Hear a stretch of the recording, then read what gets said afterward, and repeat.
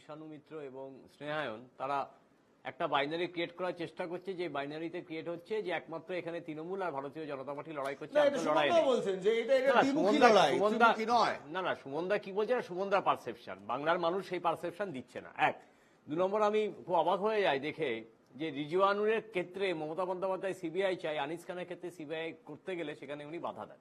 দুই, তিন নম্বর, দেখুন আমরা বলেছি ভারতবর্ষে আজকে আমরা অঙ্গীকারবদ্ধ, আমরা বলেছি এই কথা পরিষ্কারভাবে তথ্যহীন ভাষায় যে পদ্ম পাকে ফোটে। ভারতবর্ষে অর্থনীতি, রাজনীতি, সামাজিক প্রেক্ষাপটে যেভাবে পাক জমে আছে, এই পাকটাকে পরিষ্কার করার আমরা সংকল্প নিয়েছি বলেই আজকে এবার পদ্ম আর ফুটবে না সারা ভারতবর্ষে। 4 তারিখ আপনি রাখবেন ডিবেট, আপনার সাথে এসে আমি বলে দেবো যে কি রেজাল্ট হচ্ছে আর কি রেজাল্ট হচ্ছে না। দুই, গ্যাসের দাম, পেট্রোলের দাম, ডিজেলের দাম, দুধের দাম, কেরোসিনের দাম, এই দামগুলো যেমন হিন্দুকে যে দামে কিনতে হয় মুসলমানকে সে দামে কিনতে হয়। আমি আপনাকে প্রশ্ন করছি ঝাড়গ্রাম নিয়ে, ঝাড়গ্রামে সোনামণি টুডু সে আদৌ কোনো ফ্যাক্টর কিনা?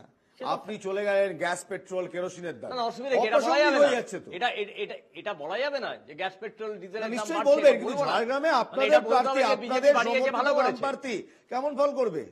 বিজেপির প্রার্থী সেখানে তারা খেয়ে দৌড়চ্ছে, আমি আপনার প্রার্থী কি করবে? আমি সুমনদার মতো, কারণ এটা জনবিস্ফোরণ হচ্ছে। ভারতীয় জনতা পার্টি যদি কাজ করতো, হরিয়ানাতে, পাঞ্জাবে, ইউপিতে, ভারতীয় জনতা পার্টি যদি কাজ করত তাহলে তাদের ফুলের মালা দিয়ে বরণ করা হতো, কিন্তু আজকে কাজ করেনি বলেই তাই আমি বলতে গেলে অসুবিধা যে লুমফেন রাজ, যে তাহলে election commission, central committee, central force কি করছে?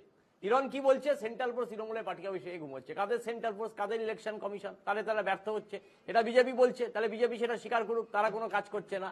আর আমরা মুর্শিদাবাদ মডেল, বহরমপুর মডেল দেখেছি যে লুমফেনরা ভোট লুট করতে গেলে ঘাড় ধাক্কা দিয়ে কিভাবে তাদের বার করে দিতে হয়।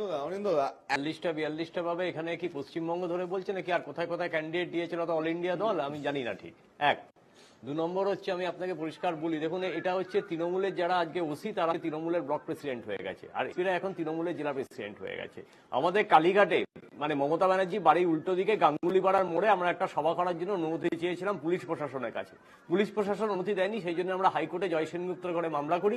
মামলা করার পর অনুমতি নিয়ে, এবং অনুমতি আসার পরও সেখানকার অফিসাররা বলছে যে 5টার বেশি চোখ লাগাতে পারবো না, যেখানে জয় সেনগুপ্ত ক্যাটাগরিক্যালি বলে দিয়েছে যে মিটিং করতে গেলে যে কটা চোখের দরকার হয় কটা চোখ আপনি লাগাতে পারবেন। ভবিষ্যতে আমরা লড়াই করে আমরা সেখানে মিটিং করি, এবং মিটিং এ প্রচুর মানুষের ভিড় হয় গাঙ্গুলিপাড়ায়। এবং দ্বিতীয়ত আমি বলি যে দেখুন আজকের পুলিশ প্রশাসনকে যেভাবে অ্যাডমিনিস্ট্রেশনকে ভেঙে দিয়ে তৃণমূলীকরণ করা হয়েছে তার বিরুদ্ধে আমরা প্রতিবাদ করছি। আমরা কালকেও বলেছি, কাল আমাদের একটা মিটিং ছিল কালীঘাটে, আমরা বলেছি যে পুলিশ প্রশাসন একটা সময় আসবে যে হয়ে যাবে, কিন্তু বাম কংগ্রেসের যৌথ মিছিল এবং কৃষ্ণবাবু